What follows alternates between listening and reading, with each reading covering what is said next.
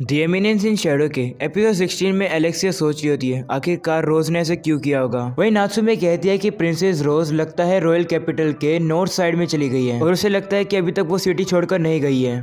नात्सुमे बताती है कि ओरियाना किंगडम ने कहा है कि वो इस मैटर को खुद से सोल्व करेंगे, इसलिए उन्होंने हमारी कंट्री मिडगर को कहा है कि बीच में इंटरफेयर ना करे। नात्सुमे कहती है कि रोज एक एक्सचेंज स्टूडेंट है, अगर मिडगर कलो उसे पनिश करता है तो दो किंगडम जो कि ओरियाना और मिडगर है उनका रिलेशन खराब हो सकता है। वहीं एलेक्सिया कहती है कि इस मैटर में तो मेरे फादर भी हेल्प नहीं करेंगे। वहीं नात्सुमे कहती है कि रोज ने अपने फियोंसे पर्व एसेट के ऊपर हमला किया है जो कि ओरियाना किंगडम के एक राजा का दूसरा बेटा है, और अगर अब रोज को पकड़ा गया उसे चोट पहुंचाने के लिए तो रोज को काफी खतरनाक पनिशमेंट हो सकती है। ये सुनकर एलेक्सिया कहती है कि रोज एक रॉयल्टी है, इसका मतलब है कि वो उसे डेथ पेनल्टी तो नहीं देंगे। जिसके बाद हमें रोज को दिखाया जाता है जो कि अंडरग्राउंड केव के अंदर होती है, उसका कोई पीछा कर रहा है, इसके कारण से वो भागे जा रही है। वहीं एलेक्सिया कहने लगती है कि इससे पहले ओरियाना किंगडम रोज को ढूंढ ले, हमें उसे ढूंढना होगा और उसी से पूछना होगा उसने आखिरकार ऐसा किया क्यों। ये सुनकर नात्सुमे कहती है जल्दबाजी मत करो, रोज ने हमें इस मैटर के बारे में कुछ नहीं बताया है। इसका मतलब है कि वो नहीं चाहते कि हम दोनों किंगडम के इस मैटर के बीच में इन्वॉल्व होए।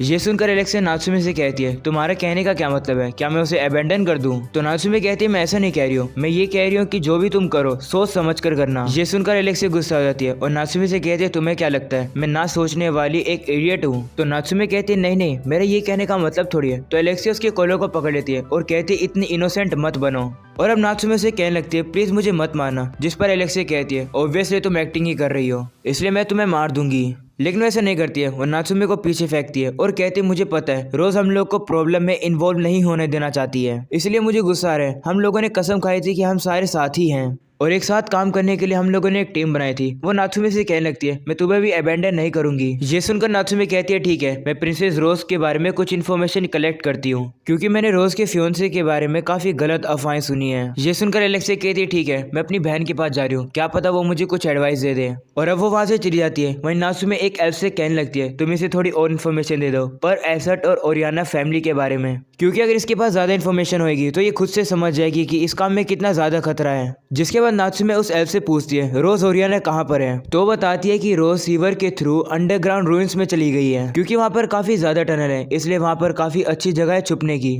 तो नात्सुमे से कहते हैं कि उसके लोकेशन को ट्रैक करते रहो, भले वो एक जनरल एरिया हो। वही नात्सुमे रिपोर्ट को पढ़ती है जिसमें लिखा होता है कि रोज ओरियाना ऐसे भाग रही है अपने चेस्ट के ऊपर अपने हाथ को दबाकर।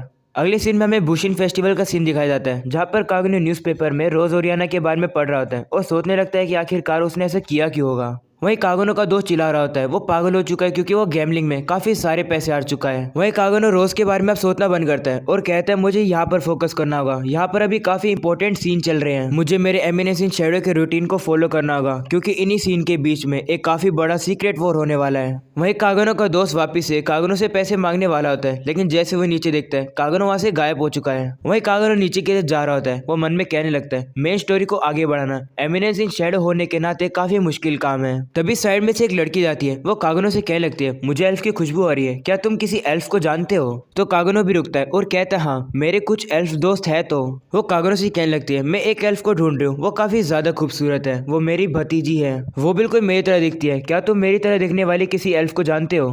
तो कागनो से कहता है तुमने अपना मुंह ढका हुआ है, मैं अच्छे से तुम्हारा चेहरा नहीं देख पा रहा हूँ। दो लड़की अपना चेहरा दिखाती है, उसे देखकर कागनो काफी ज्यादा हैरान होता है क्योंकि उसका चेहरा बिल्कुल अल्फा की तरह है। कागनो भी पहचान जाता है, लेकिन कागनो उस लड़की से झूठ कहता है और कहता है मैं ऐसे किसी चेहरे को नहीं जानता हूँ। जिस पर वो कहती है क्या तुम श्योर हो? तो कागनो से कहता है हाँ। ऐसा बोलने के बाद वो लड़की कागनो के ऊपर हमला कर देती है। वही कागनो कहने लगता है मुझे पता है कि ये टाइम पर रुक जाएगी, लेकिन मैं एक अच्छा बैकग्राउंड कैरेक्टर बनने की कोशिश करता हूँ। ऐसा बोलने के बाद कागनो पीछे हो जाता है और गिर जाता है। वो लड़की भी रुककर कागनो को कहती है माफ कर दो, मुझे लगा कि तुम स्ट्रांग हो गए। वो कागनो से उसका नाम पूछती है, कागनो से नाम बताता है, जिसके बाद वो बताती है मेरा नाम बेट्रिक्स है।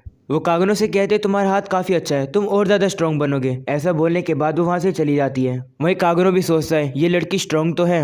जिसके बाद हम लोग एनोरोस को देखते हैं जो कि एक मैच देख रही होती है। तभी यहाँ पर क्विंटोन आकर कहता है तुम ये बोरिंग मैच नहीं देखने आई हो ना, तुम इससे अगला मैच देखने आई हो जो कि मुंडेन मन का होने वाला है। क्विंटोन एनोरोस से कहता है तुम्हें मुंडेन के कल के मैच के बारे में क्या लगता है? जिस पर वो कहती है कि उसका अपोनेंट अपने आप ही फिसल कर गिर गया, मुझे नहीं लगता कि उसकी किस्मत होगी। तो क्विंटोन भी कहता है हाँ मुझे भी लग रहा है कि उसने कुछ किया है, मैं ये तो नहीं बता सकता उसने किया क्या है, लेकिन एनोरोस तुम मुझे बता सकती हो। जिस पर वो कहते मैं ठीक से नहीं बता सकती हूँ क्योंकि मैंने कभी भी एक्सपेक्ट नहीं किया था कि कोई मेरी आंखों से भी इतना तेज होएगा। लेकिन मैं एक बात के लिए बिल्कुल श्योर हूँ कि उसने अपने राइट हैंड को हिलाया था। वो कहते मुझे नहीं पता उसने ऐसा क्यों किया होगा, लेकिन मैं पक्का श्योर हूँ कि उसने अपना राइट हैंड को हिलाया। ये सुनकर क्विंटन कहते हैं इसका मतलब जो मैंने गैस किया था वो गलत है, मुझे लगा कि वो किसी आर्टिफैक्ट का यूज कर रहा है। ये सुनकर एनोरोस कहती है तुम्हारा गैस भी सही हो सकता है। जिस पर क्विंटन कहता है चाहे कुछ भी हो आज के मैच में हमें पता चल ही जाएगा, क्योंकि आज उसका अपोनेंट होने वाला है Goldy gilded the unbeatable legend. वो आज तक एक भी फाइट नहीं हारा है। तो क्विंटन एनोरोस से कहता है क्या वो फेमस है, क्योंकि मैंने तो उसका कभी नाम नहीं सुना। जिस पर वो कहते हैं कि हाँ वो फेमस तो है, मैं खुद उसे पास के टूर्नामेंट में 3 बार लड़ चुकी हूँ। ये सुनकर क्विंटन उससे कहता है तुमने तो कहा कि वो आज तक एक भी फाइट नहीं हारा है, इसका मतलब कि क्या उसने तुम्हें हरा दिया। तो वो कहते हैं मजाक मत करो, हमारे बीच में बैटल हुई नहीं थी।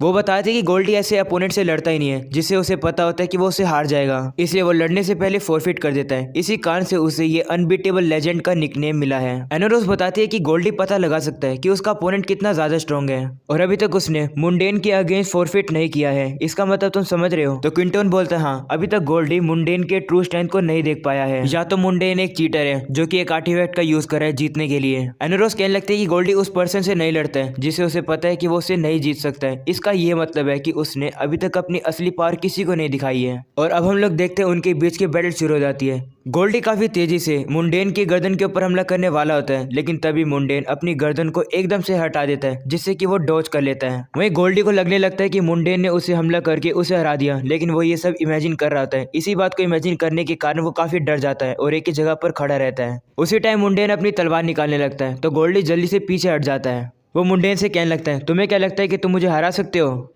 वहीं क्विंटन एनोरोस से कहता है तुमने क्या ये देखा, जिस पर वो कहती है थोड़ा सा। और अब क्विंटन कहता है मुझे लगा था कि गोल्डी की तलवार मुंडेन की गर्दन को उड़ाई देगी। वहीं एनोरोस कहने लगती है कि कोई भी पर्सन इतनी जल्दी डॉज नहीं कर सकता है, मैंने देखा कि जब गोल्डी की तलवार मुंडेन को लगने वाली थी उसने अपनी गर्दन को क्रैक किया। ये सुनकर क्विंटन कहता है अपनी गर्दन को क्रैक किया, जिस पर वो कहते हैं कि इस तरीके से अपनी गर्दन को इसने झटका सा मारा था। ये सुनकर क्विंटन कहता है क्या तुम पागल हो, तुम ये कहना चाहती हो कि जिस टाइम पर गोल्डी की तलवार उसे लगने वाली थी उसने अपनी गर्दन को क्रैक किया, मतलब वो सिर्फ अपनी गर्दन को झटका रहा था, ऐसा कोइंसिडेंट कभी नहीं होता है। वही एनोरोस कहने लगती है कि उसने अपनी गर्दन को इतनी जल्दी क्रैक किया है, ऐसा कोई भी नॉर्मल ह्यूमन कर ही नहीं सकता है। वही गोल्डी मुंडेन से क्या लगता है मुझे तुम बिल्कुल भी पसंद नहीं हो, तुम्हारे पास एक चांस था बचने के लिए लेकिन तुमने उसको गवा दिया और यहाँ पर तुम ऐसे खड़े हो कि तुम्हें फर्क ही नहीं पड़ता, थोड़ा सा तो डिसअपॉइंटमेंट दिखाओ। ये सुनकर भी मुंडेन उसे कुछ भी नहीं कहता है। इस कारण से गोल्डी काफी ज्यादा गुस्सा हो जाता है और अपनी पावर निकालने लगता है। वो मुंडेन से कहने लगता है मरने के बाद ये जरूर सोचना मेरा पावर लेवल 4330 है। ऐसा बोलने के बाद वो मुंडेन के ऊपर हमला करता है। वहीं पर मुंडेन हल्की सी एक चीख मारता है और अब गोल्डी दूर जाकर गिरता है और उसका अटैक भी खत्म हो जाता है। ये देखकर सारी ऑडियंस काफी ज्यादा हैरान हो जाती है। वहीं पर रेफरी मुंडेन को विनर अनाउंस कर देता है। वही एनोरोस कहने लगती है कि गोल्डी जितना मैंने सोचा था वो उससे ज्यादा अच्छा है, उसने अपने मैजिकल पावर को काफी अच्छे से मैनिफेस्ट किया। अगर वो स्ट्रॉन्ग अपोनेंट से लड़ता तो और भी ज्यादा अच्छा बन जाता, जिससे कि वो एक अच्छा डार्क नाइट भी बन सकता था। वही क्विंटन एनोरोस से पूछते हैं कि आखिरकार मुंडेन ने आखिर में किया क्या, जिस पर वो कहती है मैंने ये देखा है कि उसने सिर्फ छींक मारी। ये सुनकर क्विंटन काफी ज्यादा हैरान हो जाता है और कहता है क्या। तो एनोरोस बताते कि जब गोल्डी उसके ऊपर हमला करा था उसी टाइम मुंडेन को छींक आ गई और उसके कारण से उसकी तलवार ऊपर हो गई और उन दोनों के बीच में टक्कर हो गई, जिसके कारण से गोल्डी दूर जाकर उड़ा। ये सुनकर क्विंटन कहता है ये पागलपन है, अगर वो इस तरीके से जीतता रहेगा तो उसका अगला अपोनेंट मैं रहने वाला हूँ, तो मैं खुद पता लगा लूंगा कि आखिरकार वो कर क्या रहा है। ऐसा बोलने के बाद वो वहां से चला जाता है। उसके जाने के बाद एनोरोस अब छींक मारने की ट्राई करती है और अपनी गर्दन को क्रैक करने की कोशिश करती है जैसे मुंडेन कर रहा था, लेकिन तभी उसे रियलाइज होता है कि ऑडियंस उसे देख रही है, इसलिए वो शर्मा कर वहां से भाग जाती है। जिसके बाद हम लोग आयरिस को देखते हैं जो कि पर्व एसेट से मिलने के लिए आई होती है। पर्व एसेट आयरिस की बात को नहीं सुन रहा होता है बल्कि वो उसकी बेइज्जती कर रहा होता है और कहते हैं हमारी फैमिली की प्रॉब्लम है, हम लोग खुद ही सॉल्व कर लेंगे। वहीं जहाँ पर वो किंग होते हैं वो भी काफी अजीब बिहेव कर रहे होते हैं। वो कहने लगते हैं जैसा पर्व एसेट चाहता है वैसा ही होगा। ये सुनकर आयरिस को काफी गुस्सा आ जाता है, लेकिन वो कैसे भी करके कंट्रोल कर लेती है। वहीं दूसरी तरफ हम लोग मुंडेन को देखते हैं जिसने क्विंटन तक को काफी इजीली हरा दिया है। वहीं पर कुछ ऑडियंस कहने लगते हैं कि आखिरकार हो क्या रहा है, ये इतनी बार जीत कैसे रहा है, ये कोई फ्लूक तो नहीं हो सकता है कि ये कोई मूव कर ही नहीं रहा है और इसका अपोनेंट अपने आप ही हार जा रहा है।